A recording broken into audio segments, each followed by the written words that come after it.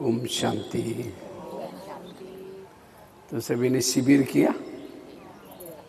हाँ, तो यहाँ से क्या संकल्प लिया, अब जाने के बाद क्या करना है?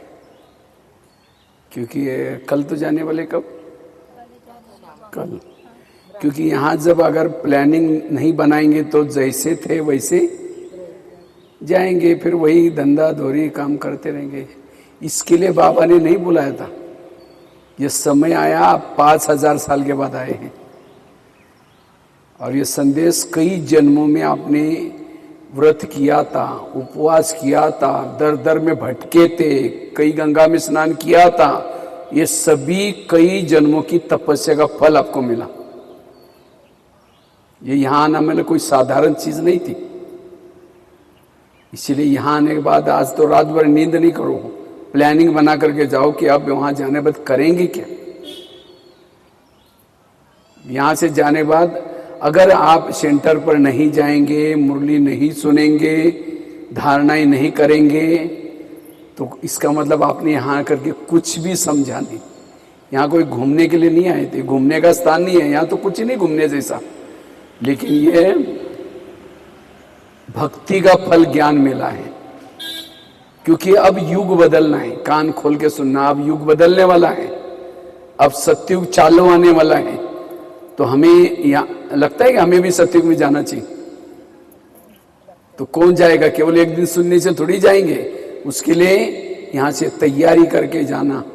यहाँ से जाने पर रोज जाकर के ज्ञान सुनेंगे, धारणा करेंगे, आचरण करेंगे, तब सत्युग में जाएंगे। तो इसलिए आज यहाँ से पक्का करके जाना है कि मुझे यहाँ जाने के बाद लोग अगर जाएंगे तो भी बोलना शुरू करेंगे, ये जब से माउंट आबू में गए बिगड़ क्या है। क्या बोलेंगे? बिगड़ कर क्या है।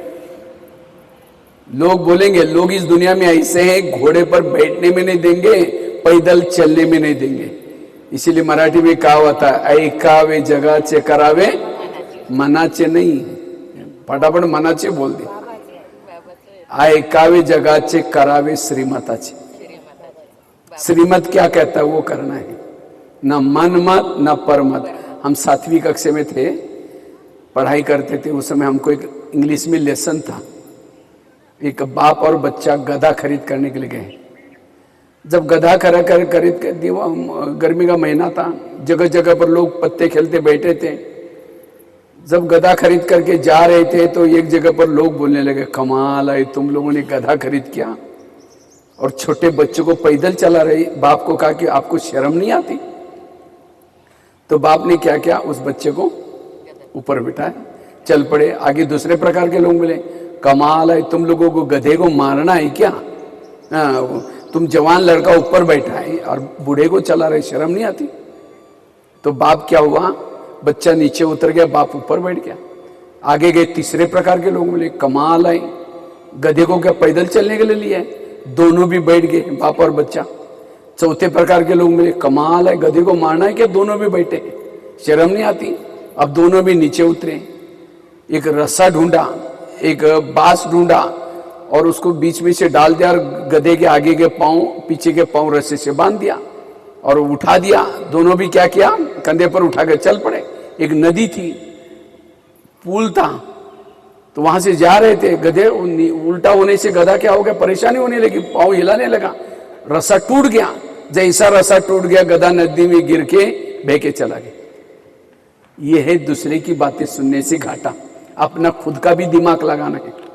छोटे बच्चों को कोई कहता है, बेटा बेटा तुम्हारा कौवा कान लेके गया, तो बच्चा क्या करता, पत्थर लेके कौवे को मारना शुरू करता है। वो ये नहीं देखता कि मेरा कान आई या नहीं। इसी तरह किसी ने कहा, हम ऐसा करना शुरू करते।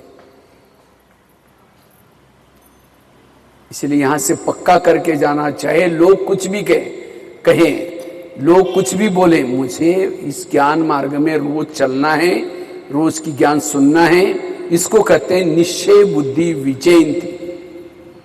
और संशय बुद्धि, तो निश्चय तो पक्का तो सुना ना आप लोगों ने ज्ञान, तो निश्चय हो गया, परमात्मा आया है, सतयुग आने वाला है, कलयुग जाने वाला है, नहीं तो यहां से जाने बाद दोबारा एक बार कोर्स करना बहनों से। जब तक ये ज्ञान नहीं समझेंगे कितना बार कोर्स करो।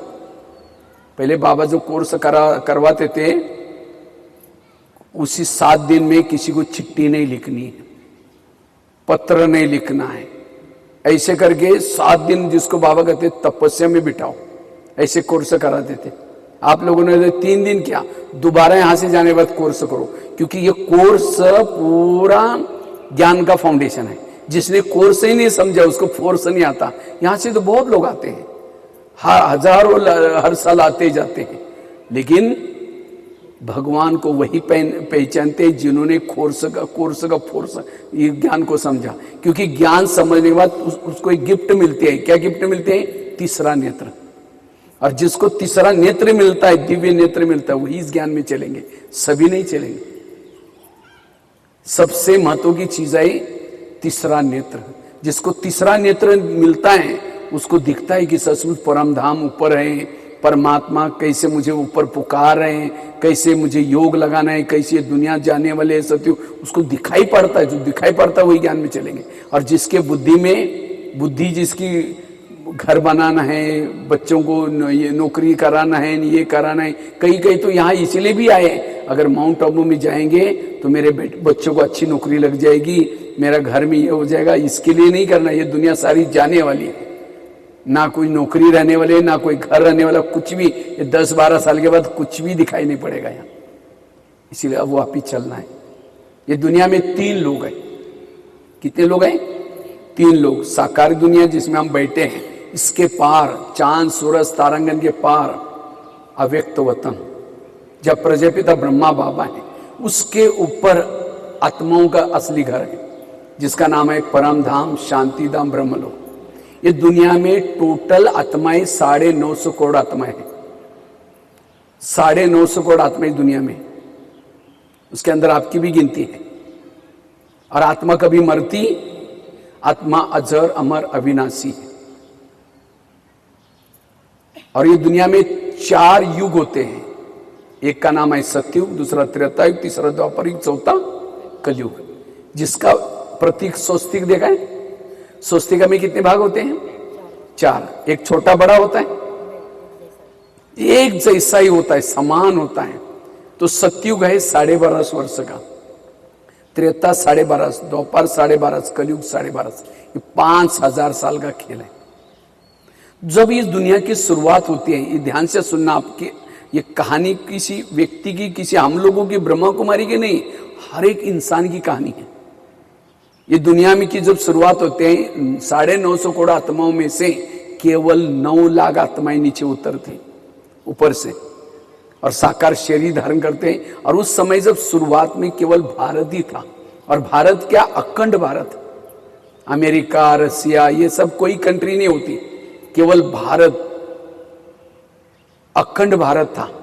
और उस समय सबके सिर पर सोने का मुकुट था, घर के सामने पुष्पक विमान था, सोने के महल था, संपत्ति बहुत थी, जिसको सतयुग कहते हैं। वहां कोई कमी नहीं होती, देवी देवता चैतन्य रूप में होते हैं। वहां असली सुख है, जीवन का असली सुख। वहां कोई दुख नहीं है, कोई परेशानी नहीं है, कोई ना गर्मी होगी, ना सर्दी होगी, ना कुछ भी होगा। वहां कोई भक्ति करने की भी जरूरत नहीं, क्योंकि चैतन्य में देवी देवताएं हर घर में रहते हैं। हर घर में लक्ष्मी होती है, अर्थात संपन्नता होती है। आखिर वो समय बढ़ता जाता है आगे। हर एक की आयु 150 वर्ष होते हैं, ना कोई एक्सीडेंट होता है, ना कुछ बीमारी होती है, कुछ नहीं। वहां टोटल 8 जन्म होते हैं। वहां दिल्ली ही राजधानी होती है। कृष्ण राधा, उनका जब स्वयं होता है, उनका लक्ष्मी नारायण कहते हैं। जब सतयुग पूरा हो जाता है, 8 जन्म पूरे हो जाते हैं, उसके बाद आता है त्रेतायुग। त्रेतायुग आता है। जब त्रेतायुग आता है, लेकिन इस संसार का एक नियम है, एक बार आत्मा उस ब्रह्मांड से नीचे उतरी, बीच में कोई नहीं जाएगा। सारा चक्र पूरा होने के बाद ही ऊपर जाएगा, बीच में कोई नहीं जाएगा। आने का गेट खुला है, जाने का गेट बंद है। इसीलिए संख्या भी बढ़ती जाती है। आखिर त्रेतायुग शुरू हो जाता है। जब त्रेतायुग शुरू हो जाता है और आत्माएं ऊपर से आते हैं। पहली आई भी कितनी 9 लाख प्लस और आत्माएं आते हैं, 33 करोड़ आत्माएं हो जाते हैं। और दोनों युगों को स्वर्ग कहते हैं। स्वर्ग कोई ऊपर नीचे कहीं नहीं, इसी दुनिया में होता है। जब सतयुग होता है और त्रेतायुग होता है, दोनों युगों को स्वर्ग। इसको कहते हैं राम की सीता। राम ने अपनी सीता को कहाँ रखा था? अशोक वाटिका। ये दुनिया है अशोक वाटिका, माना कोई शोक नहीं, कोई दुख नहीं। उसको कहते सीता, मतलब कोई एक सीता की बात नहीं, हर आत्मा सीता है। तो सतयुग में कोई दुख नहीं, कोई अशांति नहीं, कोई बीमारी नहीं। तो लेकिन जब ये सतयुग के 8 जन्म, त्रेता के 12 जन्म, कितना हो गया? 20 जन्म पूरा हो जाता है। उसके बाद 250 वर्ष पूरा हो गया। 250 वर्ष पूरा होने के बाद फिर तीसरा युग शुरू हो गया, उसका नाम है द्वापर युग। जैसे द्वापर युग शुरू हो गया, आत्माएं विकारों के वश हो जाते हैं। इसे दिखाते हैं ना, सीता क्या होगी? मृग के आकर्षण में आई, सोने का मृग था। अर्थात आत्माएं क्या होते हैं? इस देहिक भान में आ जाते हैं। ये स्त्री है, ये पुरुष है, ये मेरा है, जमीन है, ये ऐसा है। सतयुग त्रेता में ये नहीं था, सब अपना है, सब अपने हैं, कोई आकर्षण नहीं, कोई कुछ नहीं। और वहां इसीलिए सुख था। जब द्वापरिक में आत्माओं में काम, क्रोध, लोभ, मोह, विकार आ जाते हैं, रावण के वश हो जाती है। ये दुनिया क्या हो गई? शोक वाटिका थी। पहले क्या थी? अशोक वाटिका थी। वो क्या बन गई? शोक वाटिका। जब शोक करती है, दुखी हो जाते हैं, तो परमात्मा ऊपर से क्या करता है? धर्मात्मा को भेजा। सबसे पहला आया क्राइस्ट, और क्राइस्ट ने क्या कहा? God is light. परमात्मा कैसा है? निराकार है, आप उसको याद करो। लेकिन लोगों ने क्या किया? उसको ही भगवान मान लिया। उसको ही क्या मान लिया? भगवान मान लिया, और उसकी पूजा करना शुरू कर दी। भक्ति, उसको ये धर्म स्थापन हो गया। फिर दूसरा आया, अल्लाह नूर है, उन्होंने उनको ही भगवान मान लिया। तीसरा आया, चौथा आया। तो उन्होंने मैसेज दिया, लेकिन उन लोगों ने, जिन्होंने उनका ज्ञान सुना, उनको भगवान मान लिया। उसके बाद शिव की पूजा करना शुरू किया, उसके बाद देवी देवता की पूजा करना शुरू किया, फिर ग्रंथ शास्त्र लिखना शुरू किया। तब तक द्वापर युग पूरा हो जाता है। जब द्वापर युग पूरा हो गया, उसके बाद आता है घोर कलयुग। जो कलयुग अभी हम हैं, वो भी अंत में है। जब कलयुग आ जाता है, देवी देवता की पूजा भी करके देखी, धर्मात्माओं को भी देखा, तो भी असली सुख नहीं मिला। उसके बाद लोगों ने पानी में स्नान करना शुरू कर दिया, गंगा में स्नान करना शुरू किया, पावन बन जाएंगे। फिर तीर्थ यात्रा शुरू करने, फिर लोगों को जो कोई उपदेश देता तो उसको भगवान मान लिया, गुरु किया। एक एक गुरु नहीं, दूसरा गुरु, तीसरा गुरु, एक एक ने 12-12, 15-15 गुरु करना शुरू कर दिया। फिर कई ने कहा कि भाई पैसा कमाना, धन यही भगवान है। कई कहा कि पति की पूजा करो, पति ही मेरा परमेश्वर है। इसी तरह कई कहता है कि आत्मा ही कौन है? परमात्मा है। इसी तरह विकार बढ़ते, और भक्ति का स्वरूप भी बदल गया। पहले भक्ति किस लिए करते थे? सुख के लिए। विकार, भक्ति का मुख्य सारा है विकार पर जीत प्राप्त करना। लेकिन कलयुग में क्या हो गया? भक्ति का रूप बदल गया। भक्ति किस लिए करते हैं? हे भगवान, हम नारियल तोड़ेंगे, मेरे बेटे को नौकरी देना, नौकरी 5000 चाहिए, तब हम नारियल इतने तोड़ेंगे। विकार पर जीत प्राप्त करना ये इसके लिए नहीं, मेरे बेटे को नौकरी लग जाए, मेरे घर के सामने गाड़ी आ जाए, मेरे ये भक्ति का स्वरूप बदल गया।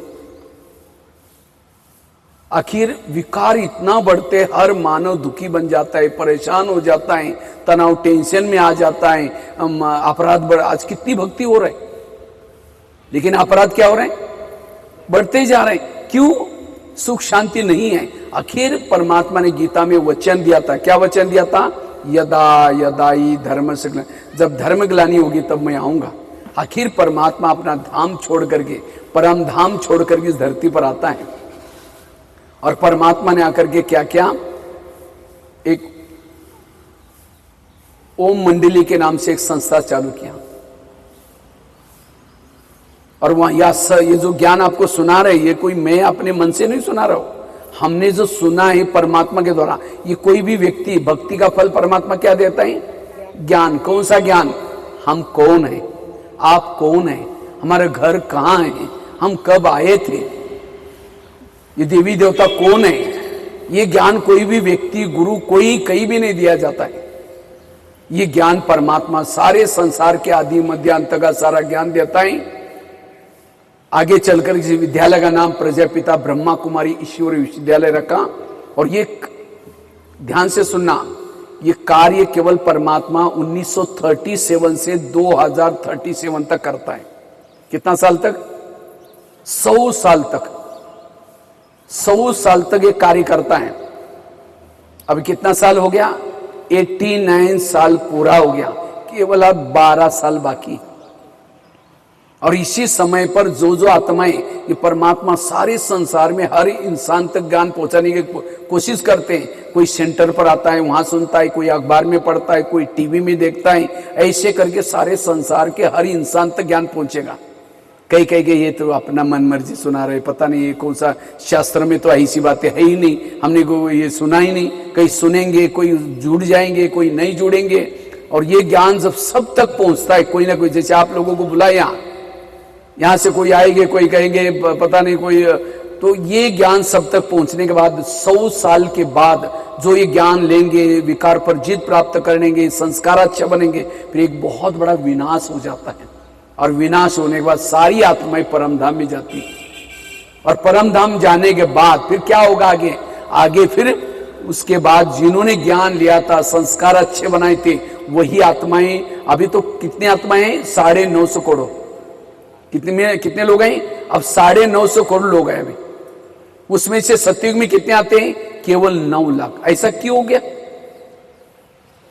क्योंकि कलयुग के अंतिम समय जब परमात्मा भाग्य बना रहा था, जिन्होंने कहीं ने कहा हमको टाइम नहीं, कहीं ने कहा हमारे से दूर है, कोई ना कोई बहाना, जिसको नहीं आना हो तो कई बहाने बनाते। कहीं ने कहा हमारी नौकरी है, कहीं हमारे बच्चे छोटे हैं, कहीं ये, तो जिन्होंने ज्ञान सुना, संस्कार अच्छे बने, वही सतयुग में आए। फिर त्रेता युग, फिर और द्वापर युग में कौन आता है? जिन्होंने ज्ञान सुना था, लेकिन दुनिया का भी आनंद लेते रहे, साथ में यहां का भी आनंद लेते रहे, विकार पर जीत प्राप्त नहीं किया, युद्ध करते रहे, वो त्रेता युग में आते हैं। द्वापर युग में कौन आते हैं? कई लोग क्या समझते हैं, ब्रह्मा कुमारी वाले इस तरफ से जा रहे हैं, हम इस गुरु के मार्ग से जाना तो वही है। अरे जाना वही होता तो भगवान को आने की जरूरत क्या है? क्यों आया फिर? कोई भी भक्ति मार्ग से परमात्मा तक नहीं पहुंच सकता, ये लिख करके रखो। यहां आना ही पड़ेगा। जब तक यहां नहीं आएगा तब तक वो सतयुग में नहीं आ सकता। भक्ति मार्ग करने वाला केवल भक्ति करेगा, वो द्वापर युग में आएगा। सतयुग त्रेता में नो एंट्री। और जिन्होंने भक्ति भी नहीं की, ज्ञान भी नहीं लिया, विकार पर जीत प्राप्त नहीं किया, वो कलयुग में आते हैं। तो आपको चेक करना है कि आपको कहां जाना है, कौन सी युग में जाना है। एक बाप थे, 4 बच्चे थे। तो बच्चे रोज कहते, पिताजी हमको घर की स्टेट बांट के चाहिए। पिताजी को लगता है मैं किसको कितना दूं, तो चारों बच्चों को बुलाया और एक मुट्ठी गेहूं दिया। और पिताजी 10 साल के लिए बाहर चले गए। तो पहले बेटे ने सोचा ये एक मुट्ठी गेहूं कहां रखना है, कचरे में फेंक दिया। दूसरे बच्चे ने सोचा चलो अनाज है, अनाज में डाल के पीस के खा लिया। तीसरे बच्चे ने क्या एक सोने का डब्बा बनाया, उसके अंदर उसको संभल कर रख दिया। चौथे बच्चे ने क्या खेती वालों को दिया, कहा इसको बोना, जब उगेगा और बोना। तो 10 साल के बाद फिर पिताजी वापिस आए। बच्चे कहने लगे हमको घर की स्टेट बांट के चाहिए। पिताजी ने कहा ठीक है, शाम को आ जाना, मैं दे दूंगा। शाम को आए, पूछा कि 10 साल पहले मैं आप लोगों को गेहूं दिया था, वो कहां है? पहला बच्चा कहता है मैं कचरे में डाल दिया। दूसरे को पूछा तुमने क्या किया? अनाज था, अनाज में डाल के पीस के खा लिया। तीसरे को पूछा तुमने क्या किया? अब लेके आता, फटाफट सोने का डब्बा लेके आया। चौथे बच्चे को तुमने कहा तुमने क्या किया? कहता है लाने के लिए बैलगाड़ी चाहिए। देखो दिया था, देते समय कितना दिया था? एक मुट्ठी गेहूं। और पहले बच्चे को कहा तुम्हें कोई चीज की कदर नहीं, अगर मैं घर की स्टेट दूंगा, जैसे तुमने गेहूं को कचरे में फेंका, वैसे ही तुम स्टेट को भी ऐसे ही फेंक देगा। तुम घर का झाड़ू पोछा करने का काम करना, तुम्हें घर का कोई चीज मैं दूंगा नहीं। लेकिन और चौथे बच्चों को तुम घर का मालिक बनना, कोई चीज की कदर है, आगे बढ़ाने की अक्ल है। इसी तरह परमात्मा भी इस धरती पर आता है और हर इंसान को ज्ञान की एक एक मुट्ठी देता है, हर इंसान को ज्ञान की मुट्ठी देता है। कई क्या कहेंगे, क्या सुनाते, सत्युग आने वाला है, ये आने वाला है, युगो युगो से चलता रहता है। ज्ञान को लिया कचरे में डाल दिया। कई क्या कहेंगे, ये लोग अच्छा काम करें, ब्रह्मा कुमारी वाला, हम माउंट आबू में गए, इतने अच्छा खाने पीने की व्यवस्था है, रहने की व्यवस्था है, वहां शुद्धता है। खुद आएंगे नहीं, यहाँ की महिमा ही गाते रहेंगे। वो सब भावना वाले लोग कहां जाएंगे, द्वापर में। और जिन्होंने इस ज्ञान को लिया, अपने संस्कार अच्छे बनाए, अपने जीवन को अच्छा बनाए, किसी को सुनाएंगे नहीं, खुद रोज जाएंगे लेकिन किसी को नहीं सुनाएंगे। उनको लगे कि सुनाएंगे तो ये हमको ये करेंगे, इसीलिए सुनाए, सोने के डब्बे में रखा। वो कहाँ आएंगे, त्रेतायुग में आएंगे। और जिन्होंने इस ज्ञान को लिया, खुद का जीवन बनाया, दूसरों को भी सुनाया, बढ़ाया, वो सब सत्युग में आते। तो आपको कहाँ आना है, तो क्या करना पड़ेगा फिर, कचरे में फेंकना है या यहाँ की महिमाएं गाते रहना है, क्या सोने के डब्बे में रखना है आपके हाथ में। अभी आप लोग चौराहे में खड़े हैं, कहाँ खड़े, जैसे कोई चौराहे में रास्ते में खड़ा होता है, अगर उसको कहाँ जाना है इसका प्रॉपर नॉलेज नहीं है और कई गलत रास्ते में गया और उसको टाइम भी नहीं है, इतना तक पहुंचना था उसको, लेकिन नॉलेज नहीं है तो गलत रास्ते में जाकर फिर वापस आएंगे तो टाइम ही गया। इसी तरह अब भी आप लोग चौराहे में खड़े हैं, संगम युग चौराहे हैं। अगर यहां आएंगे, ज्ञान लेंगे, संस्कार पर जीत प्राप्त करेंगे, सत्युग में जाएंगे। अगर यहां नहीं आएंगे या आएंगे, ज्ञान सुनेंगे, विकार पर जीत प्राप्त नहीं करेंगे, त्रेतायुग में जाएंगे। अगर यहाँ आएंगे नहीं, भक्ति करते रहेंगे, द्वापर में जाएंगे। अगर यहाँ नहीं आएंगे, भक्ति भी नहीं करेंगे, ज्ञान भी नहीं सुनेंगे, दुनिया का आनंद लेंगे, कलयुग में जाएंगे। कहाँ जाना अब आपके हाथ में। इसलिए मैं तो सोचता हूँ यहां से जाने के बाद आपको तो सवेरे भी जाना चाहिए क्लास में और शाम को भी जाना चाहिए, हो सकता है दोपहर को भी टाइम है तो भी जाओ, क्योंकि इतना लोग आगे गए हैं। आज 89 साल से लगभग 90 साल होने जा रहे हैं, 90 साल से कितने लोग आगे गए। इसलिए ये आपके भक्ति का फल दिए। परमात्मा ने आपका अपना काम कर दिया, अब ये अपना काम करना है। उसने अपना काम कर दिया, आपके तक संदेश पहुंचाया, अब आपको जागृत होना है। इसीलिए मैंने कहा कि आज रात को सोना नहीं है, लेकिन प्लानिंग बना करके जाओ यहां से। अब मुझे जाने के बाद रोज जाना है, चाहे लोग कुछ भी कहे, चाहे कितना भी मेरा दूर हो जाए। मुझे लगता है आजकल तो इतने सेंटर दूर नहीं है जो पहले जितने थे। आज तो बिल्कुल नजदीक नजदीक, कई सुख सुविधा सब कुछ हो गया। इसलिए अब हमें क्योंकि इतना दिन हमने क्या किया, पेड़ों को पत्तों को पानी डाला। पेड़ों को पत्तों को पानी डालने से पेड़ बढ़ता है, जड़ों को पानी डालो ना। आज कृष्ण की पूजा की, भक्ति इसकी पूजा की, अगर बच्चे आपस में ठीक है, बाप को नहीं मानते तो घर की स्टेज मिलेगी। घर की स्टेज चाहिए तो बाप का कहना मानना चाहिए। इसी तरह आज भक्ति मार्ग में हमने क्या किया, परमात्मा को तो मानते नहीं, वो कहाँ है क्या है कोई लेना देना ही नहीं, और हम देवी देवता की पूजा करें उससे कुछ नहीं मिलने वाला। इसीलिए अब हमें परमात्मा का ज्ञान लेकर के वो जो श्रीमत कहाँ मिलता है, मुरली के अंदर। रोज की मुरली आपको क्या देखना है, क्या सुनना है। समझो आपके किसी के मेरे पास आपने उधार दिया मुझे 10,000 रुपए और मेरा एक फोटो ला रखा है। आप जाकर के फोटो को कहेंगे मेरे को 10,000 रुपए दे दो, नहीं तो गला काटेंगे। गला काटो चाहे सुसाइड करो, फोटो थोड़ी देगा। अगर पैसा चाहिए तो कहाँ जाना चाहिए, मैं जहाँ चैतन्य में खड़ा हूँ बैठा हूँ वहां जाना चाहिए। इसी तरह आज जो मंदिरों में जो मूर्ति है देवी देवता की, ये 5000 साल पहले देवी देवता ने इस संसार में कुछ अच्छे काम करके गए, उनके फोटो बना करके स्टैचू लगाए और स्टैचू के सामने जाकर कहते भगवान मुझे शांति दो, सुख दो। फोटो थोड़ी देगा। अगर लेना है तो कहाँ जाना पड़ेगा, जहां देवी देवता है, जहां परमात्मा। आज कृष्ण को भी किसने दिया, शिव ने दिया। राम को भी किसने दिया, शिव ने दिया। देवों में देव महादेव, हर हर महादेव। और महादेव मतलब वो नहीं, शंकर वाला नहीं, शंकर अलग है, शिव अलग है। यथार्थ ज्ञान। इसलिए अब हमें परमात्मा को पहचानना है। परमात्मा इस धरती पर आया है, अपना कार्य कर रहे हैं। अब हमें इसी कार्य की यहाँ जो परमात्मा जो भी कार्य कर रहा है, इसके रीति बन गए, रस्में बन गए, त्योहार बन गए, या संगम युग में जो कुछ होता है इसका रामायण महाभारत सब कुछ शास्त्र बनते हैं। इसलिए माला भी पहरे थे। किसकी माला पहनते हैं? अष्टरत्न की माला होते हैं, 16,108 की माला होते हैं, उसके बाद 108 की माला होते हैं। माला मतलब इस संसार में जब परमात्मा आया था संगम में, तो जिन लोगों ने विकार पर जीत प्राप्त किया, पास हो गए, वो अष्ट ही पास हो गए।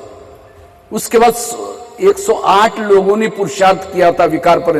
उसके बाद तीसरा नंबर है 16,108। अभी हमें को माला नहीं पहनना है, माले का एक मन का बनना है। मुझे भी 8 में जाना है, इतना मुझे पुरुषार्थ करना है, मेरे अंदर की कमियों को निकालना है, मुझे अपने कमजोरी को निकालना है। इसलिए माला नहीं पहनो, लेकिन क्या करो, उस माला का मन का बनो। इससे आपके त्योहार बन गए। सप्ताह का पहला दिन कौन सा होता है? सोमवार। रविवार कौन बोला? रविवार थोड़ी होता है। सप्ताह का पहला दिन होता है सोमवार। और सोमवार किसका वार है? शिव जी का वार है। कहते शिव ने सभी को सोमरस पिलाया। कौन सा सोमरस? हम कौन हैं, परमात्मा कौन है, कहाँ रहता है, जो मैंने ज्ञान सुना है चक्र का, इस ज्ञान को समझना अर्थात सोमरस। आप सभी ने अभी 3 दिन 4 दिन ये सोमरस पिए। ये सोमरस किसी देवी देवता को भी नहीं मिलता। सतयुग में भी उनको पता नहीं चलता कि यही देवी देवता इतने जन्म लेते, इतना। ये ज्ञान आज जिन्होंने श्री श्री श्री टाइटल लेकर के रखा है, भगवी वस्त्र पहनते हैं, मैं गुरु हूं, मैं ये हूं, कितने लोग उसके ये, उनको भी ज्ञान नहीं कि आप कौन है। पूछो जाके आप कौन है, क्योंकि मैं श्री श्री हूं। परमात्मा कौन है? वो तो सर्वव्यापी है, कभी पता नहीं है। लेकिन यहाँ कितना देखो आप लोगों को सहज परमात्मा भोलेनाथ ज्ञान का डमरू बजा बजा करके सारे अगम निगम के सारे भेद खोले। ये किसी को भी पता नहीं, और ये ज्ञान यहाँ दिया जा रहा है सिंपल सरल भाषा में। कोई मंत्र उपचार कुछ ही नहीं है, सरल भाषा में, हिंदी भाषा में, जो आपको समझ में आएगा उस भाषा में दिया जाता है। और सारे शास्त्रों में, सारा ग्रंथों में यही है, लेकिन नमक मात्र है, पूरा ज्ञान नहीं है। आज एक तरफ क्या कहा, भगवान सर्वव्यापी है, सर्वव्यापी। अगर परमात्मा सर्वव्यापी होता, उसको जब ध्यान लगाएंगे, ध्यान कहां लगेगा हमारा? भटकेगा ही ध्यान। परमात्मा सर्वज्ञ है। जैसे मैं यहां इसी एरिया में मेरी आंखें जहां जहां देख रहे हैं, हर चीज को मैं जानता हूं, कौन आ रहा है, कौन वॉकिंग कर रहा है, कौन क्या कर रहा है, जानता हूं। इसका मतलब मेरे हर जगह पर मूर्ति नहीं है। परमात्मा परम धाम में बैठ करके वहां तीनों लोगों में क्या होता है सारा जानता है, लेकिन वो सर्वव्यापी नहीं है। अगर परमात्मा कुत्ते बिल्ली में होता, जो कुत्ता आता है उनको लात मार करके भगाते हैं, भाई भगवान है, उसको लात क्यों मार रहे? उसकी पूजा करो। उसके मतलब उसके अंदर है ही नहीं। कई कहते हैं पति परमेश्वर, पति परमेश्वर होता, कोई कोई पति तो पत्नी को केरोसिन डाल के जलाता है, परमात्मा दुख देता है। कई कहते हैं आत्मा ही परमात्मा, आत्मा परमात्मा होते हैं तो एक दूसरे को दुख क्यों देते? कोई व्यक्ति आने के बाद हम उसको देखना भी पसंद नहीं करते, इधर मुकर के जाते। इसका मतलब परमात्मा किसी में भी, हम कभी कभी क्या बोलते हैं, इसके दिल वाला देखेगा ये नहीं बोलते, मंदिर वाला देखे ये नहीं बोलते, ऊपर वाला देख रहा है, ऊपर वाला बोलते हैं। कहीं का इधर उधर वाला नहीं बोलते। इसका मतलब रहता कहाँ है? ऊपर रहता है। कहाँ रहता है? चांद सूरज तारंगन के पार, परम धाम शांति धाम ब्रह्म लोक उसका नाम है, वहां वो रहता है। और केवल आता है संगम युग में आता है। और इस 100 साल में आपको तो केवल 10 साल ही मिलेंगे, और इस 10 साल को भी आप कैसे यूज करेंगे पता नहीं अभी। 10 साल भी आपके लिए एक गोल्डन चांस है, इसी से आप बहुत बड़ा। इसलिए मराठी में ना देव आला द्यायला, वटा गए नहीं गया। हाँ, परमात्मा देने के लिए अब आपको क्या करना है? जैसे अगर कोई खेती वाला जब बरसात चल रहा है उस समय आराम से सोया रहेगा, मौज करेगा, तो फिर पूरा साल भूखा रहना पड़ेगा। इसी तरह संगम युग है बोने का समय। इसलिए आप परमात्मा ज्ञान का अमृत पिला रहे हैं, सोमरस पिला रहे हैं। जो ये सोमरस पीता है परमात्मा से मंगल मिलन हो जाता है। इसीलिए सोमवार के बाद कौन सा दिन आया? मंगलवार। जब मंगल मिलन हो गया, सोमरस पिया, सबकी बुद्धि विशाल होगी। इसलिए तीसरा दिन बुधवार, बुद्धि विशाल होगी। पहले क्या था? मेरे बच्चे, मेरा परिवार, लेकिन अब लगता है नहीं, सारी दुनिया का हर इंसान हमारा भाई है, हम एक घर के रहने वाले हैं। बुद्धि विशाल होगी। जब बुद्धि विशाल होगी, मंगल मिलन मनाया, सोमरस पिया, सभी को सदगुरु प्रसन्न हो जाता है। और जिसको सदगुरु प्रसन्न हो जाता है, असंभव बातें संभव हो जाते हैं। ब्रह्मा कुमारी में 9 लाख से भी ज्यादा लोग पवित्र रहते, ब्रह्मचर्य का पालन करते, घर में रहते, घर छोड़ा नहीं, उसी घर में रहते हैं, लेकिन पवित्र रह रहे। किसकी शक्ति काम कर रहे? परमात्मा के सिवा ये कार्य कोई, साइंस वालों ने तो क्या बोला था, अगर कोई व्यक्ति ब्रह्मचर्य रहेगा वो पागल हो जाएगा। यहाँ के लोग पागल है। मुझे लगता है विकारों में जाने वाले ही लोग पागल होते जा रहे हैं। 4-4, 5-5 साल हुए बच्ची के ऊपर भी रेप कर रहे हैं। जो काम राक्षसों ने नहीं किया वो लोग कर रहे हैं। इसीलिए परमात्मा अपना कार्य कर रहे हैं और पवित्रता सुख शांति की जननी है। इसलिए सदगुरु सभी को भले दिखता नहीं है, लेकिन हर एक के साथ जहां पवित्रता है वहां सदगुरु सदा साथ में। इसीलिए चौथा दिन कौन सा आया? सदगुरुवार। जब सदगुरु प्रसन्न हो गया, बुद्धि विशाल हो गई, मंगल मिलन मनाया, सोम रस पिया, तो परमात्मा के मिलन से सच्चा सुख मिलता है। जब सच्चा सुख मिलता है, आत्मा परमात्मा को क्या कहते हैं? शुक्रिया बाबा, शुक्रिया, धन्यवाद। कोई सुख देता तो क्या बोलते हैं? शुक्रिया, धन्यवाद। इसलिए 5वां दिन कौन सा आया? शुक्रवार। जब शुक्रिया निकला, सदगुरु प्रसन्न हो गया, बुद्धि विशाल हो गई, मंगल मिलन मनाया, सोम रस पिया, तो आत्मा को जो विकारों की शनि लगी थी वो शनि से आत्माएं मुक्त हो जाती। सबसे खतरनाक शनि है विकारों की शनि, काम क्रोध की शनि। जिनको ये विकारों की शनि लग गई, छोटो को यहां बिठा दो, इधर बिठाओ, सबका ध्यान उसमें जा रहा है। देखो, ए छोटो इधर आओ, यहां बैठो, इधर बैठो, यहाँ इधर इसको, और लास्ट तक उठना नहीं, बैठो। हाँ, उधर मुंह करके बैठना। उसको फेंको, फेंक दो उसको। हाँ, तो ध्यान से सुनिए। तो मैं बता रहा था, शनिवार शनि से मुक्त हो गए। तो शनि से मुक्त हो गए, क्योंकि जैसे कोई जिलेबी खाता उसको मुरमुरा दो, कहेगा नहीं मुरमुरा नहीं चाहिए, मैंने जिलेबी खाई। इसी तरह जिसने परमात्मा से सुख प्राप्त किया, ये विकार, पुरानी दुनिया, संस्कार फीकी लगती।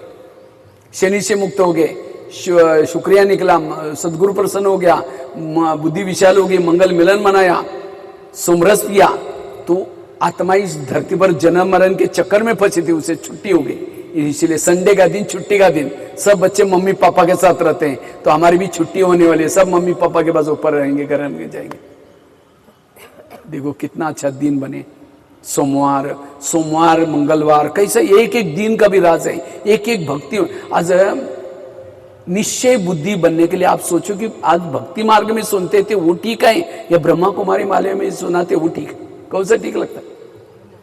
भक्ति मार्ग में क्या कहते थे? भगवान को प्राप्त करना है तो उपवास करो।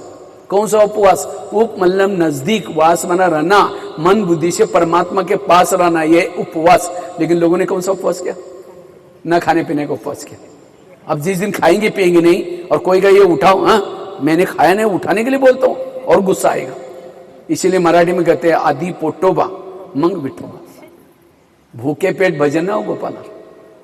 कहते बलि चढ़ाने से भगवान प्रसन्न हो जाता है। तो कौन सी लोगों ने बलि चढ़ाई? बकरी को बलि चढ़ाई।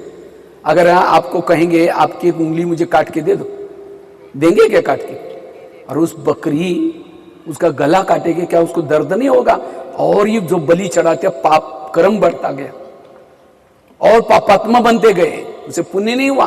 और अपने मैंपन की बलि चढ़ाओ, मैंने करता हूं, मैं करता हूं, ये मैंपन को छोड़ो। परमात्मा का है, उसने दिया हुआ है, मेरा कुछ ही नहीं, ये मैं जो सारा, ये मैंपन छोड़ना। लेकिन लोगों ने क्या क्या बकरी वो बलि चढ़ाई, कहा कुछ किया कुछ। कहते हैं घर का त्याग करने से भगवान प्रसन्न हो जाता है। कौन सा घर? ये शरीर आत्मा का घर है, इसको भूल जाना। लेकिन लोगों ने क्या किया? उस घर को छोड़ जंगल में चले गए, इस घर को तो छोड़ा ही नहीं। कहते घर घर में लक्ष्मी आएगी। लक्ष्मी आने के लिए लोग क्या करते हैं? लक्ष्मी आने के लिए क्या करते हैं? महाराष्ट्र में क्या करते हैं आप लोग? एक साफ सफाई करते हैं, और क्या करते हैं? हाँ, पूजा पाठ करते हैं। और क्या करते हैं? दिए जलाते। आजकल तो लाइट का वो छोटे छोटे बल्ब होते ना, पूरा घर के ऊपर लाइटिंग लगाते। किस लिए? लक्ष्मी आई लक्ष्मी। और उस समय लाइट भी बंद नहीं होती, गवर्नमेंट लाइट नहीं काटते, अंधेरा नहीं करते, उजाला करके रखना है। अब उजाला करेंगे तो लक्ष्मी कैसे आएगी? लक्ष्मी का वाहन है उल्लू, मराठी में कहते गुबड़, और उल्लू को लाइट में दिखता ही नहीं। और फिर फटाका बजेंगे तो उल्लू घबरा करके कहीं और चला जाएगा। इसको कहते हैं एड़ेचा बाजार। सारे एड़े हैं, पढ़े लिखे हैं एड़े। उनको पूछो कि भाई ये लाइट क्यों लगा रहे? कहते लक्ष्मी आपको पता नहीं? हाँ, एक्चुअली दिवाली के समय पूरी घर की, पूरा शहर की लाइट बंद करके रखो। अमावस्या तो होती है उसी दिन। अमावस्या पूर्वजों ने क्यों रखा है? क्योंकि अमावस्या में अंधेरा होता है ताकि लक्ष्मी को आने के लिए इजी है। लेकिन उसी दिन लोगों ने क्या क्या लाइट जलाई, पूरे उजाला कर दिया। तो कौन सी घर की लाइट जलाओ? ये आत्मा की लाइट जलाओ। मन के अंदर जो ईर्ष्या, घृणा, नफरत, इसको खत्म करो, इसकी सफाई करो। कहा कुछ किया कुछ। तो वो जो कहते हैं वो ठीक है, यहां करते हैं वो ठीक है। एक पिताजी थे, शेठ जी थे। तो शेठ जी थे, उनका दुकान इधर था और बीच में एक रोड था और सामने मकान था रहने का। तो एक दिन शेठ जी बीमार पड़ गया, बहुत बीमार पड़ गया। तो बेटे को बुला के कहता है, बेटा तुम मेरे पास आ जाओ, मैं तुमको कुछ उपदेश देने वाला हूं। अगर ये उपदेश तुम जीवन में अपनाएंगे तो मेरे से भी बड़ा सेठ जी बनेगा। तो बेटे को लगा कि मुझे पापा जी भी से भी बड़ा सेठ जी बनना है। तो कहा कि सेठ जी बनने के लिए तुम छांव में जाना और छांव में आना। क्या बोला? छांव समझा? अभी यहाँ धूप थी, अभी क्या हो गया सब इधर? हाँ, छांव में जाना और छांव में आना। दूसरी बात सुनाई, मीठा खाना और मीठा खिलाना सेठ जी बनने के लिए। तीसरी बात क्या सुनाई? देते रहना, किसी कुछ नहीं लेना। 3 बातें याद रखना। पहली, छांव में जाना, छांव में आना। दूसरी, मीठा खाना और खिलाना। तीसरी, देते रहना किचन। तो सामने दुकान था, सामने घर था और बीच में रोड था। अगर दुकान में जाते समय तो धूप लगेगी तो ये हो गया। तो बेटे ने क्या किया, छांव में जाने के लिए टीन का सेट डाल दे, पतरा डाल दे। रोज छांव में तो जाओ, 12 बजे 1 बजे कभी भी जाओ। तो 12-1 बजे कभी भी जाता है दुकान में। और दूसरा क्या किया, कोई भी घर में आता है, किसको टेबल देता है, किसको चेयर देता है, कुछ ना कुछ देते रहना है। कंबल देता है, किसी से कुछ ही लेना नहीं है। तीसरी क्या किया, रोज मिठाई बना करके खुद भी खाता है, दूसरों को भी खिलाता है। तो ये करने से किसी ने किया था सेठ जी बनने के लिए। सेठ जी बनने के बजाय और ही कंगाल हो गया, क्योंकि बाप ने जो कमाए सारा खत्म हो गया। टेबल देता है, चेयर देता है, कब तक देंगे? वो तो खत्म हो गया। मीठा खाने से शुगर पेशेंट हो गया और मिठाई बनाने के लिए पैसा भी चाहिए। और छांव में जाने से दुकान में 12 बजे कभी भी जाता है। दुकान में आने वाले गिराक देखा रही है तो बंद है दुकान, आना ही बंद कर दिया लोगों ने। कंगाल हो गया, बीमार हो गया। फिर एक दिन उसके लगता है पिताजी ने मुझे धोखा दे दिया, कहा कि तुम सेठ जी बनेगा। ये मैंने 3 चीजें की। तो अपने दोस्त को फोन किया कि दोस्त मुझे थोड़ा पैसा उधार चाहिए। दोस्त ने कहा क्या हुआ? अरे पिताजी तो खुद मर गए, मुझे धोखा दिया। बोला कौन सा धोखा दिया? बोला तुम छांव में जाओ, मीठा खाओ, देते रहो। तुमने क्या किया? मैंने टीन का सेट डाल दिया, मीठा भी खाया, देते रहा। अरे पिताजी ने तुमको बहुत अच्छी बातें बताई थी। अगर पिताजी को बातों को तुम सचमुच करता तुम सेठ जी बन जाता। पिताजी ने सेठ जी बनने के लिए ये कहते कि छांव में जाना मतलब दिन निकलने से पहले सवेरे सवेरे दुकान खोलने के लिए जाना। सवेरे सवेरे क्या होते है सभी तरफ छाए, और छांव में आना अर्थात दिन जब डूब जाएगा, सारा दिन दुकान बीच में बंद नहीं करना, वही रहना, टिफिन भी वही मंगाना, दुकान तब क्या बन जाता? सेठ जी बन जाता। कितनी अच्छी बात बताई। समझे नहीं, टीन का सेट डाल दिया, छांव में गया, छांव में। बात को समझे नहीं। बलि चढ़ाना, बलि और क्या कहा था? देते रहना, किसी कुछ नहीं ला। तुम इतनी कमाई करो जो कर्जा किसी को दो, किसी से कर्जा। कितनी अच्छी बात बताई। उसने चीजें दी, किसी से कुछ नहीं लिया। और मीठा खाना और खिलाना मतलब तुम्हारे दुकान में जो भी आएंगे उनके साथ, सबके साथ मीठा बोलना, अच्छा बोलना। कभी कोई दुकान वाला अच्छा बोलता है तो सब लोग क्या करते हैं? उसके पास जाते हैं। कितनी अच्छी बात बताई। बात को समझा नहीं तो इसलिए फायदे के बजाय क्या हो गया? इसी तरह परमात्मा ने भी इस धरती पर क्या क्या शास्त्रों के माध्यम से, ग्रंथों के माध्यम से क्या कहा? उपवास करो, बलि चढ़ाओ, घर का त्याग करो। लेकिन लोगों ने क्या किया? उसको उल्टा कर दिया। तो फायदे के बजाय कहां पहुंच गए? इसीलिए परमात्मा अब आकर के क्या कर रहे हैं? इन सब बातों के अर्थ समझा रहे हैं। इसीलिए अब हमें क्या करना है? इन बातों को अच्छी तरह समझ करके क्या करना है? समझ करके उस प्रमाण चलना है, तब आपके जीवन में अच्छा होगा। इसीलिए यहाँ ब्रह्मा कुमारी में जो सिखाया जाता है सत्य बातें, इसीलिए परमात्मा को क्या कहते हैं? सत्यम शिवम सुंदरम। इसीलिए ये बातें अब हमें सीखना है और वो एक परमात्मा के श्रीमत प्रमाण चलना है। और वो श्रीमत कहाँ मिलता है? रोज की ईश्वरीय महावाक्यों से। जो शास्त्रों के मत प्रमाण चलेगा, लोगों के मत प्रमाण चलेगा, उसी का कल्याण नहीं होगा। इसलिए परमात्मा, क्योंकि आपने चल करके देख भी लिया ना, द्वापर से लेकर के देखा ना, कल्याण हुआ अकल्याण हुआ, उसे और नीचे उतर गए। इसलिए एक संगम युग ये तो 100 साल के बीच आपको केवल 10 साल मिले हैं। तो आपको क्या करना पड़ेगा, रोज जो बातें सुन करके उसी प्रमाण हमें चलने की कोशिश करना है, श्रीमत प्रमाण चलना है। आज कृष्ण को एक तरफ हमने भगवान मान लिया। भगवान की परिभाषा, भगवान उसको कहेंगे जो सब लोग माने। कृष्ण को कौन मानते? हम हिंदू मानते, सारे मानते नहीं। कृष्ण दैवी गुण वाला देवता है। भगवान उसको कहेंगे जो अजन्मा है। कृष्ण को तो जन्म हुआ है और शरीर भी छोड़ा है उन्होंने, जन्म मृत्यु के से भी अलग है, वो है भगवान। और कृष्ण को क्या क्या उसके ऊपर आरोप भी लगाए ना। कृष्ण को कहते थे गोपिका जब नहाने के लिए जाती थी वो क्या करता था? वस्त्र चुराता था। हाँ, इसलिए आजकल के बच्चे उसको ही फॉलो कर रहे हैं। एक कॉलेज में मैं गया था, किसी ने मेरे को पूछा कि हम लोग जब लड़कियों को छेड़ते तो हमको पुलिस वाला डंडा मार करके पिटाई करता है, और कृष्ण को तो ऐसे किया ही नहीं। ऐसा क्यों? वास्तव में कोई करता नहीं था। जब वास्तव में परमात्मा संगम में क्या करता है, जब हम ज्ञान स्नान करते हैं, ज्ञान स्नान करते हैं उस समय ज्ञान की मुरली बजा करके ये देह के भान को भुलाता है। ये देह वस्त्र चुराता है, वो स्थूल वाली वस्त्र नहीं। इसलिए उसके पीछे भी आध्यात्मिकता है। आज गणपति की पूजा करते, गणपति को क्या बोलते हैं हमने? विघ्नहर्ता। तो गणपति की कितनी सालों से पूजा कर रहे, विघ्न बढ़ते ही जा रहे लोगों के जीवन में। वास्तव में गणपति के अंग अंग में आध्यात्मिक रहस्य है। अगर उस प्रमाण चलेंगे तो आपको विघ्न कभी। गणपति का पेट बड़ा दिखाते, पेट बड़ा अर्थात कोई आपको कुछ भी बोलता है, कोई अपमान करता है, उसको पेट में संभालो, इधर उधर नहीं सुनाओ। लेकिन आज के लोग समाते नहीं, और क्या हुआ, और क्या हुआ। हाँ, बिल्कुल नजदीक जाकर सुनेंगे। और क्या दिखाते हैं? गणपति का हाथी का सिर दिखाते हैं। हाथी क्या करता है? कान हमेशा हिलाता रहता है। क्यों? अगर हाथी के कान में चींटी जाएगी तो मर जाएगा, इसलिए हिलाता रहता है। अर्थात हमें विघ्नहर्ता बनना है तो हमें बुरी बातें सुनना नहीं। कोई किसी की विरत बातें सुनाता है, हमको कान हिलाना अर्थात सुनना नहीं। लेकिन हम क्या करते हैं? और क्या हुआ करके और नजदीक सुन लेते हैं। और माताओं में सहन शक्ति, माताएं ज्यादा विरत बातें सुनती है।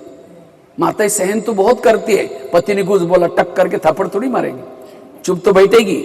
लेकिन जैसा पति खेती में चला गया, ऑफिस में चला गया, पड़ोस के पास जाकर के बैठेगी, पूछेगी खाना खाया, वो कहेगी अरे क्या खाओ, मेरे पति ने बड़ा घमासान किया। वो कहेगी मेरा भी कोई कम है क्या, मेरा भी तो ऐसा है।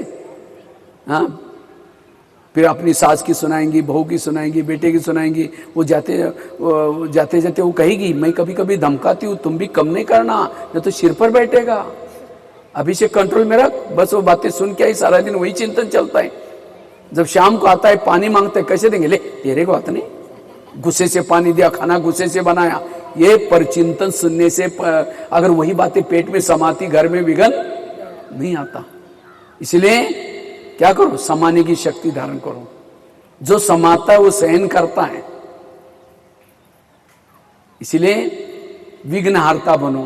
गणेश, एक एक चीज के अंदर आध्यात्मिकता है। वो आध्यात्मिकता, राखी क्यों बांधते, त्योहार क्यों मनाते, दिवाली क्यों मनाते, ये सारी बात से अंधश्रद्धा से नहीं चलो, लेकिन ज्ञान युक्त होकर के चलो। ये निश्चय चाहिए परमात्मा आए, अपना कार्य कर रहे हैं। और ये ज्ञान वैसे तो आजकल हर इंसान को जरूरी है, क्योंकि हर एक के घर में समस्या है, प्रॉब्लम है, और समस्या प्रॉब्लम के कारण तनाव है, टेंशन है। हर एक को तनाव टेंशन है। और जिसको निगेटिव विचार चलते हैं, जिसके दिमाग में तनाव टेंशन है, उसको रात को चैन की नींद नहीं आती। जिसको तनाव टेंशन है उसके चेहरे में खुशी नहीं है। जिसको तनाव टेंशन है कहीं उसको गुस्सा आता है। और जिस घर में गुस्सा आता है वह लक्ष्मी कभी वास नहीं रह सकती। वहां पानी के मटके भी सूख जाते हैं, आपस में खटपट रहेगी। इसीलिए हर एक के घर में तनाव टेंशन क्यों? मन में निगेटिव विचार है, विरत विचार है, और इसीलिए घर में अशांति है। घर में एसी है, गाड़ी है, सब कुछ है, लेकिन सोच निगेटिव है, वहां सुख शांति नहीं है। इसीलिए वर्तमान समय पॉजिटिव बनो, सकारात्मक बनो। गाड़ी के अंदर पेट्रोल डाल दो, वही पेट्रोल का पाइप ड्राइवर के मुंह में डालो, क्या हो जाएगा? गाड़ी का भोजन क्या है? Petrol diesel. ड्राइवर का भोजन क्या है? सब्जी दाल रोटी। तो शरीर हमारी गाड़ी है, इसका भोजन क्या है? सब्जी दाल रोटी चावल। और लेकिन इसका जो ड्राइवर है आत्मा, इसका भोजन क्या है? ज्ञान। केवल भोजन करने से आपको तो सुख शांति नहीं मिलेगी, लेकिन इस शरीर का भोजन दिया, आत्माओं को भी भोजन दो। इसलिए वो भोजन कहाँ मिलेगा? सेंटर पर। इसलिए हमें रोज आत्मा को भोजन देने के लिए कहाँ आना है? सेंटर पर आना है। आज 70% लोगों को जो बीमारी है निगेटिव से, इसलिए कहते हैं जिसका पांव गरम, पेट नरम, दिमाग ठंडा, उस घर में कोई डॉक्टर है उसको मार दो डंडा। पांव को कैसे रखो? गरम। पेट को कैसे रखो? नरम। दिमाग को कैसे रखो? ठंडा। लेकिन आजकल उल्टा होता है, पांव रहते हैं ठंडे और दिमाग रहता है गरम। वॉकिंग करेंगे नहीं, पैदल चलेंगे नहीं। अब यहां भी देखो, पैदल चलने का चांस है तो गाड़ी ढूंढेंगे, गाड़ी में चलेंगे। जितना पैदल चलने की आदत डालो, पैदल चलने से ब्लड सर्कुलेशन होता है। और जितना ब्लड सर्कुलेशन, आजकल कई स्कूटी में जाएंगे, टोटो में जाएंगे, रिक्शा में जाएंगे। कहीं को लगता है अगर पैदल चलेंगे तो ये लोग कहेंगे इनके पास घर में कुछ नहीं है। अभी भी देखो इन्होंने कुछ विकास नहीं किया, इनके पास कोई गाड़ी भी नहीं है। जितना पैदल चलेंगे, वॉकिंग करेंगे, उतना ब्लड सर्कुलेशन होगा, कोई बीमारी नहीं होगी। और पेट को कैसे रखो? नरम। पनीर की सब्जी है, 4 रोटी खाएंगे, और कद्दू मनाए नाक में मोड़ेंगे। जीभ की टेस्ट पेट में वेस्ट। जो जीभ को अच्छा लगता पेट को अच्छा नहीं लगता। जीभ 2 मिनट में नीचे भेज देगी, संभलना पेट को पड़ेगा। सारा दिन पेट चिल्लाता रहता है फिर। इसीलिए जीभ के अधीन नहीं बनो, लेकिन पेट को जो अच्छा लगता है वही खाओ। इसीलिए आजकल डॉक्टर क्या कहते हैं? कच्ची सब्जी खाओ, कच्चे ये करो, फल फ्रूट खाओ। क्यों बोलते हैं? क्योंकि पेट को संभाल करने के लिए। और दिमाग को कैसे रखो? ठंडा। लेकिन आजकल उल्टा होता है, दिमाग रहता है गरम और पांव रहते हैं ठंडे। और यही आज बीमारियों का कारण है। 70% लोगों को बीमारी होती है निगेटिव से। आज किसी को पेट की बीमारी होती है, ईर्ष्या वाले विचार चलाने वालों को पेट की बीमारी होती है। इसीलिए कहते हैं ना, तुम मेरे को देख करके तुम्हारे पेट में जलन होता है क्या? मराठी में कहते हैं तुम्हाला पाहून तुझे पोटात दुखते काय। और आजकल तो सबके पेट में जलन होता है। इसका बच्चा नौकरी लग गया, इसके घर में गाड़ी आ गई, उसके ये हो गया। ईर्ष्या करेंगे, पेट की बीमारी होगी। आज किसी को दूर का कम दिखता है, दूसरे की बुराई को आंखें फाड़ फाड़ कर देखेंगे गुस्से से। जो आंखें फाड़ता है, बड़ी बड़ी करता है, आंखों की पुतली पल जाती है। फिर डॉक्टर के पास जाएंगे, कहेंगे डॉक्टर जी मुझे आजकल धुंधला दिखता है। तो डॉक्टर चेक करता है, कहता आपको नंबर लगे, चश्मा लगाना पड़ेगा। चश्मा तो लगाया, फिर भी बुराई देखना नहीं छोड़ेगा, नंबर बढ़ता ही जाएगा। आज किसी का ब्लड प्रेशर बढ़ गया, बीती हुई बातों को याद किया, बीपी हाई हो गई। आज किसी को ज्वाइंट पेन होते, गुस्सा करने से ज्वाइंट पेन, मसल दर्द होते हैं। आज किसी को स्पॉन्डिलाइट होता है, रास्ते में जा रहे सब्जी लाने के लिए, जा रहे मार्केट में, वो क्या करती है, वो क्या करता है, इधर उधर देखने वालों को स्पॉन्डिलाइट होता है। फिर डॉक्टर के पास जाएंगे, कहेंगे डॉक्टर जी मेरे गले में आजकल अकड़न हो रहे हैं। तो डॉक्टर चेक करता है, कहता है आपको स्पॉन्डिलाइट हुआ। इसका इलाज करके डॉक्टर एक बड़ा सा पट्टा पहनाता है। तो पट्टा लगेगा 6 महीना, ना इधर देखेंगे ना इधर देखेंगे, सीधा देखते चलना पड़ेगा। आज किसी को अस्थमा होता है, दमा, कोई भी बातों को पेट में दबा कर रखेंगे, दमे का प्रॉब्लम। क्या हुआ? कुछ नहीं हुआ। अरे बोलो कुछ नहीं, कुछ नहीं हुआ। हुआ बहुत कुछ है, दबा कर रखेंगे, दमे का प्रॉब्लम। ब्रह्मा कुमारीज का केंद्र एक हॉस्पिटल है। किस चीज का हॉस्पिटल? मन को ठीक करने वाला हॉस्पिटल है। आज आपके धुलिया में बहुत से हॉस्पिटल खोले, लेकिन मन को ठीक करने वाला कोई हॉस्पिटल है?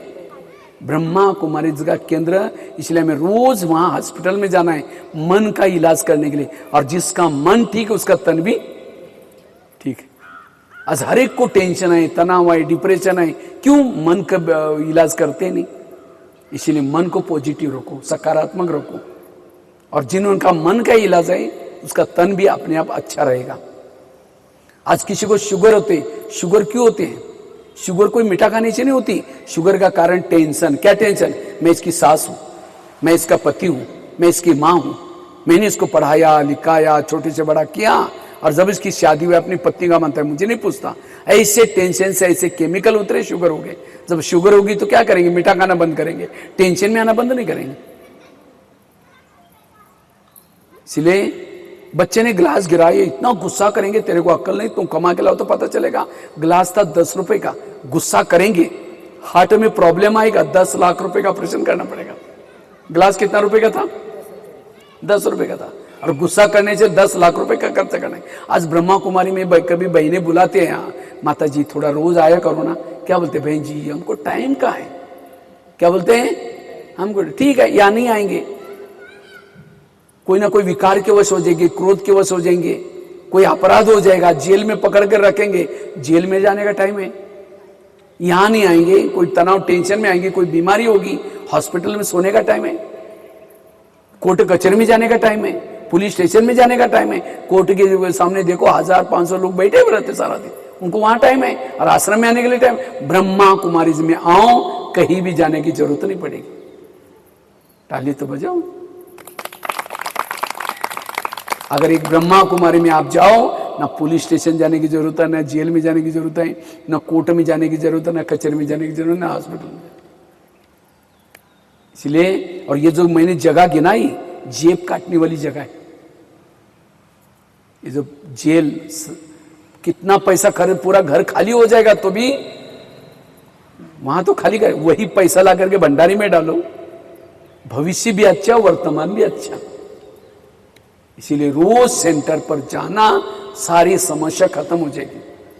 और ये नहीं समझना कि थोड़ा सा बच्चे बड़े हो जाएंगे तब जाएंगे, थोड़ा नौकरी पूरी हो जाएंगे तब जाएंगे, कल कल करेंगे, एक दिन काल उठाकर लेके जाएगा। एक व्यक्ति था, यमराज की उसकी दोस्ती हो गई तो बड़ा खुश हो गया। यमराज को कहा कि यमराज जी, आप जब भी आएंगे ना मुझे पहले बता देना, मैं तैयारी करूंगा। तो वो मोह से रह रहा था। अचानक उसके घर के सामने 3 यमदूत आए। यमदूत ने कहा कि यमराज ने आपको बुलाया? कहता नहीं, वो तो मेरा दोस्त है। उसने कहा मैं आने से पहले मैं पत्र लिखूंगा। नहीं, आपको तो लाने के लिए बोला, भेजे हमको।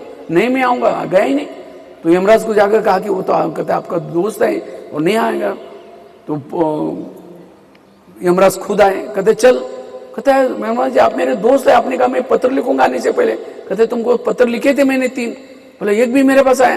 कहता पहला पत्र लिखा तुम्हारे बाल सफेद हो गए, तुमने डाई लगा करके छिपाया, मैं जवान हूं समझा।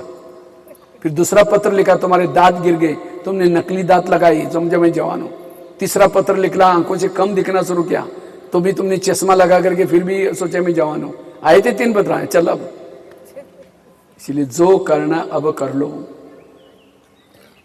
कल कल नहीं। कुंभकर्ण को लंका जलने से पहले उठाया, उठ तो गया, करवट बदल करके फिर सो गया। इसी तरह ये आपके कान में सुना रहा हूं, ये लंका जल्दी जलने वाली है, इसलिए उठो। करवट बदल करके वहां सोना नहीं है। और इसीलिए खास आपको कुंभकर्ण को यहां लाया था, क्योंकि कुंभकर्ण भोजन खाने के बाद थोड़ा उठ गया था, तो आपको माउंट आबू का भोजन खिलाया।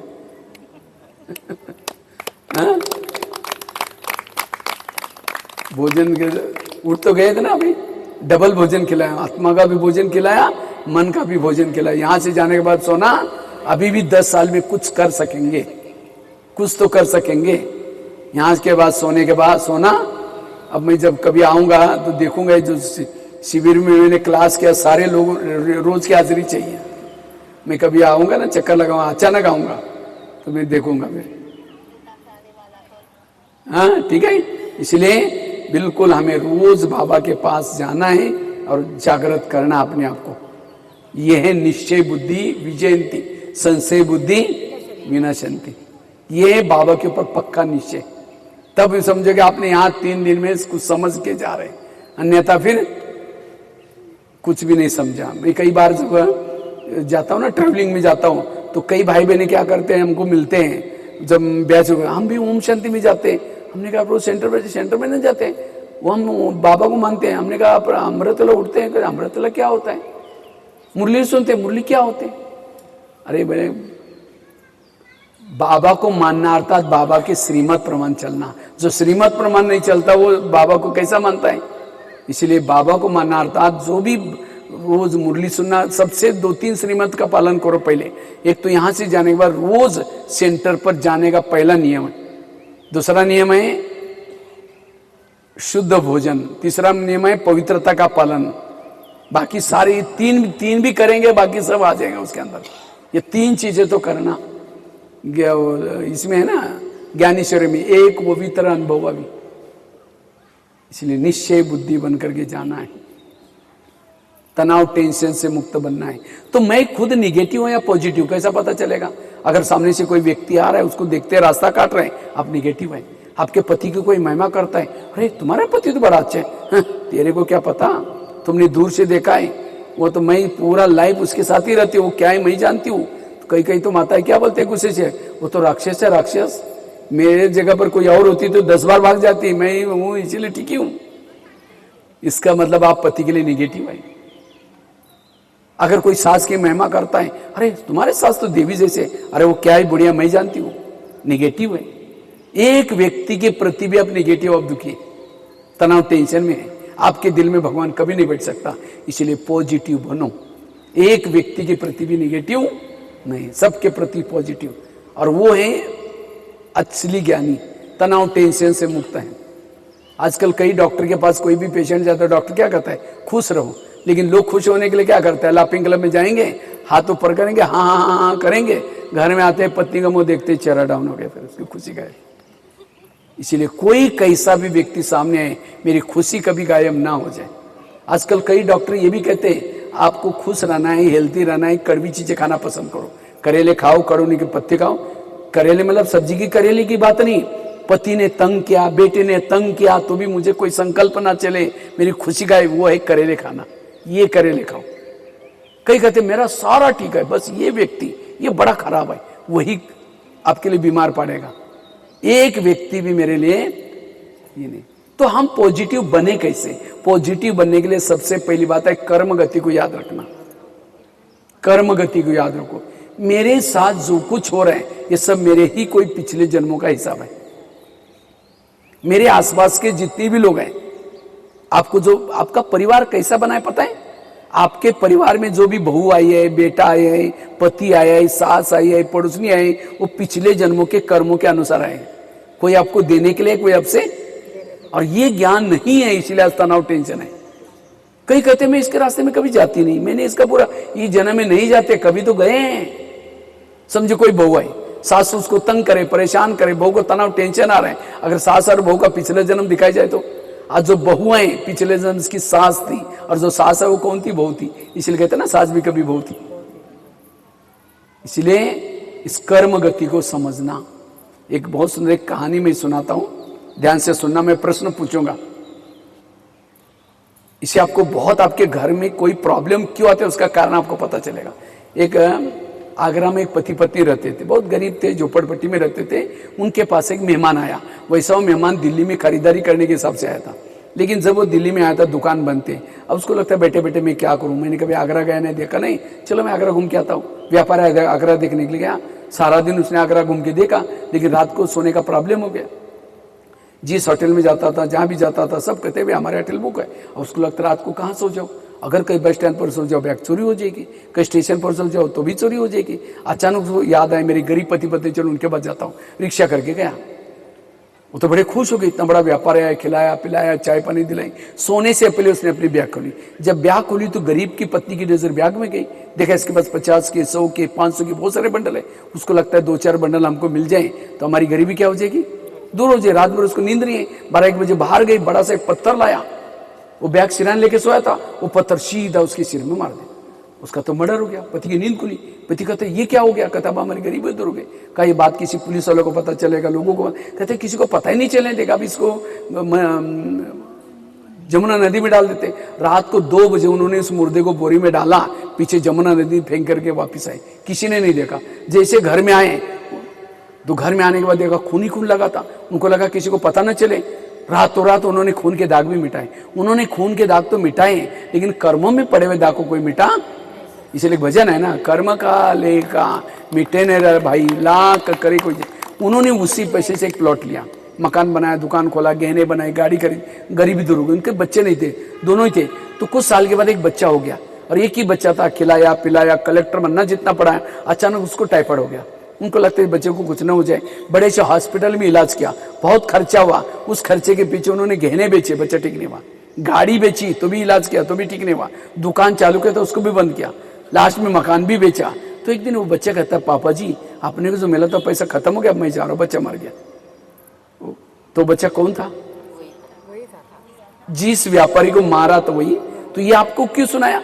आज माँ बाप ने होटल नहीं देखा, पैसा पैसा इकट्ठा किया, और बच्चा कोई ऐसा पैदा हुआ है, गलत संगत में जा रहे हैं, नशा कर रहे हैं, मम्मी पापा का नहीं ना, और ये इसे तनाव टेंशन। वो बच्चा कौन है? आपके पिछले जन्मों का हिस्सा।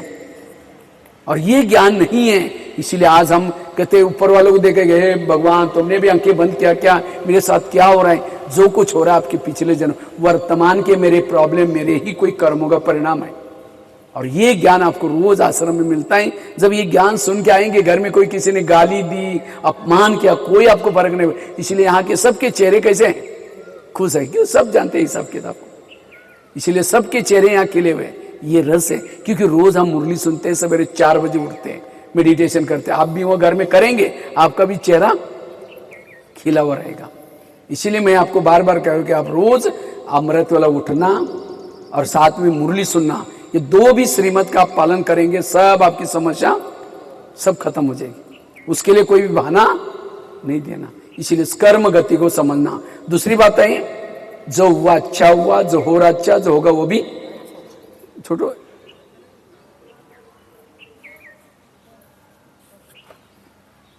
इसी ने कुछ फोटोज लेना पीछे चारों तरफ 20-25। दूसरी बात है, तनाव से बचने के लिए मंत्र पक्का करो, जो हुआ अच्छा हुआ, जो हो रहा अच्छा, जो होगा वो भी। एक रामायण की घटना सुनाता हूँ। राम राज्य बनने वाला था, लेकिन रात में आकर के मंत्रा ने कई के 2-4 उल्टी बातें सुनाई। तुम्हारा बेटा भी तो है, तुम बेटे को छोड़ करके राम को राजा बना रहे।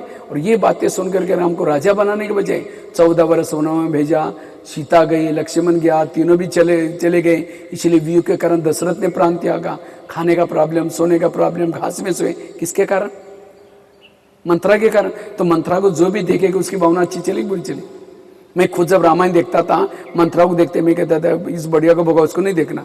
लेकिन एक दिन मैंने जब सोचा तब पता चला मंत्रा ने राम के साथ जो किया वो अच्छा किया। अगर रात में ना आती राम क्या बन जाता?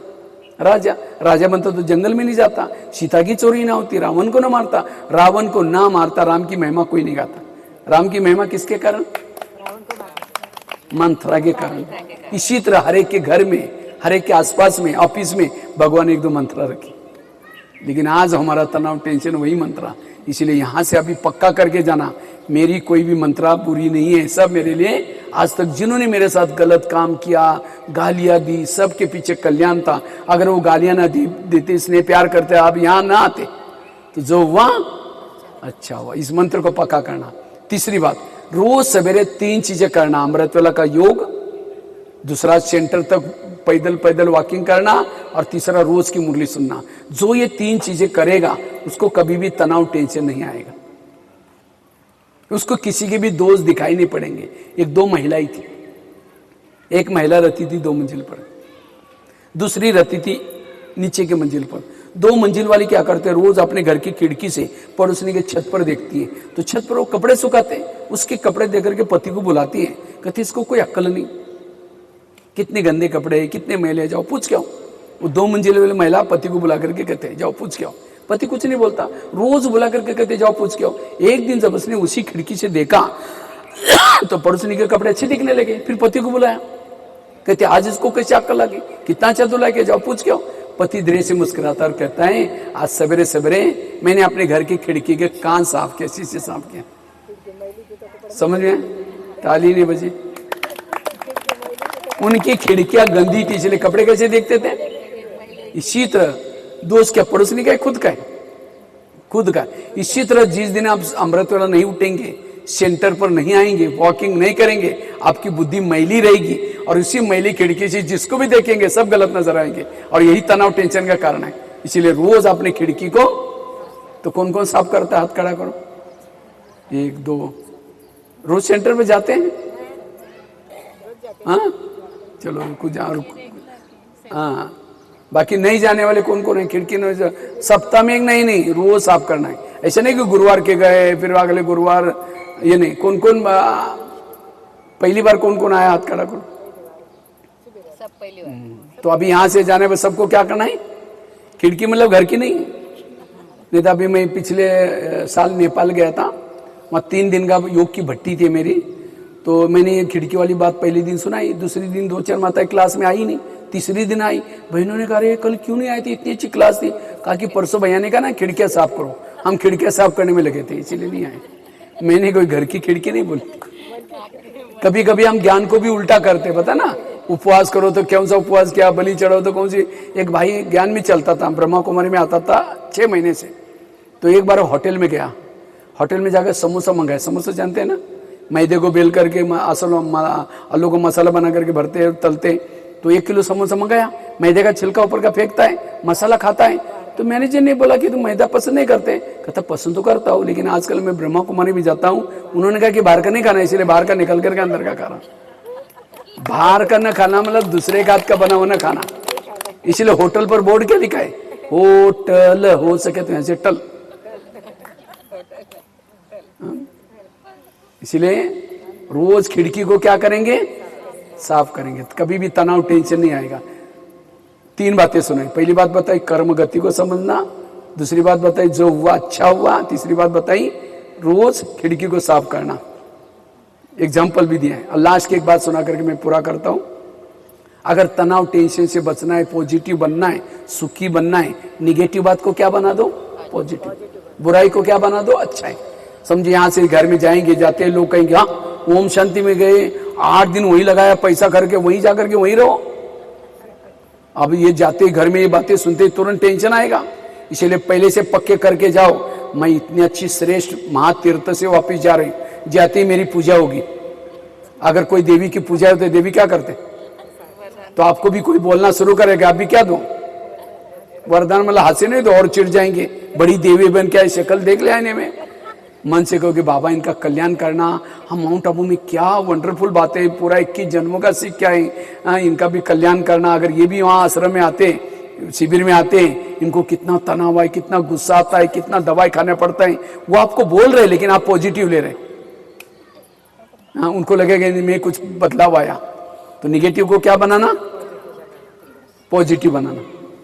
एक महाराष्ट्र में एक संत थे, तुकाराम महाराज उनका नाम था। तुकाराम महाराज विठल की भक्ति करते हैं, लेकिन गली के लोगों को उनकी भक्ति अच्छी नहीं लगती थी। मना किया उन्होंने, तो भी उन्होंने नहीं माना। तो सवेरे सवेरे वो तुकाराम महाराज जी जा रहे थे विठल के मंदिर में, तो गली वालों ने क्या किया, उसको पकड़ लिया। सवेरे सवेरे पकड़ करके क्या किया, उसके गले में सब्जी की माला पहना दी, बैंगन, टमाटर, आलू, मटर, मिर्ची, मुंह काला किया, उसके बाल उतार करके हल्दी का लेप लगा दिया, और उनको एक गधे भी बिठाया, गली गली में घुमा करके उनकी बेइज्जती की। इतना ही नहीं, घर के सामने लाया, पत्नी को बुलाया। जब उसकी पत्नी देखते मेरे पति के साथ ऐसा किया, सबको गाली देते। जब गाली देते तुकाराम महाराज सब्जी की माला दिखा करके कहते हैं, इनको गाली क्यों दे रहे हैं, ये लोगों ने अपने लिए 8 दिन के लिए सब्जी ला कर दिया।